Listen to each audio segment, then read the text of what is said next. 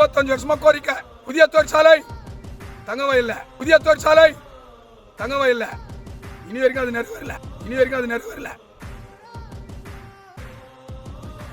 அப்பா வந்து first wifi விட்டுட்டு செகண்ட் ஒய்ஃபுக்கு சொத்தி ஏற்றிட்டாராம். அப்படிங்குது.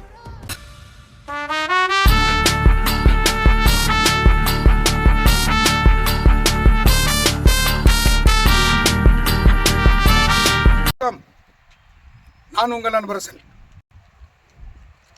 ரொம்ப நாள் ஆச்சு பேசி. சந்தோஷமான செய்தி. ಚಿನ್ನದ ನಾಡು ಕೋಲಾರ ಜಿಲ್ಲಾಕ್ಕೆ ಹೆಲಿಕಾಪ್ಟರ್ ಇಂಡಸ್ಟ್ರಿ ಟಾಟಾದು ಎಲ್ಲಿ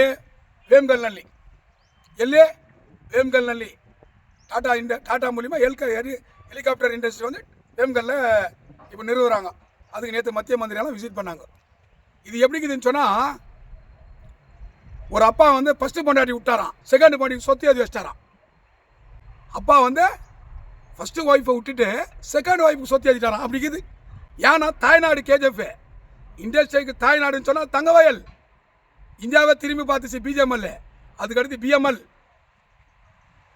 பெங்களூர் HL, DRDO, ITI, இங்கெல்லாம் பார்த்தீங்கன்னா கேஜிஎஃப் தான் வேலை பண்ணுது. அதே சமயம் இந்தியாவுக்கு தொழிற்சங்கத்தை கற்றுக் கொடுத்து தங்கவயல்காரங்க தான். விவி கிரி பிரசிடண்டாக இருந்தவர், அவர் பிஜிஎம்எல் தொழிற்சங்க தலைவராக இருந்தவர்.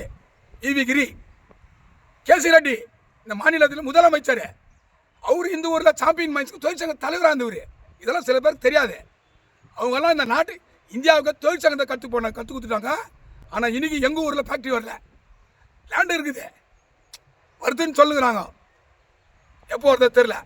பட் வேம்கல்ல கன்னியாகுமரியில் வேலை நடக்குது. வேம்கல் கூட நம்ம டிஸ்ட்ரிக்ட் தான், பக்கத்தில் போய் வேலை செய்யட்டோம், வானான்னு சொல்ல. பட் நம்ம ஊரில் இல்லையான்றத ஒரு கேள்வி. அதுக்கு தான் சொல்கிறேன், ஃபஸ்ட்டு பொண்டாட்டி விட்டு செகண்ட் பொண்டாட்டி சொத்தி அதின மாதிரி அதிகம் பேச விரும்பலை. தயவுசெய்து 35 வருஷமாக கோரிக்கை. புதிய தொழிற்சாலை தங்கவே இல்லை. இனி வரைக்கும் அது நிறைவேறல. அதே ட்ரெயினில் போயின்னு வந்துருந்தாங்கிறாங்க. ட்ரேட்மேன் சொன்னால் KGF, ITI, apprentice, welder, fitter, TIG welding, MIG welding எல்லாமே இந்த ஊரில் தெரியும். சுற்றி முட்டாலும் கொஞ்சம் சில பேர் தான் ட்ரேட் பண்ணுவாங்க, விவசாயம். பட் கேஜிஎஃப் இல்லையா அந்த இண்டஸ்ட்ரி. அது ஒரு வருத்தம், வன்மையாக கண்டிக்கின்றேன்.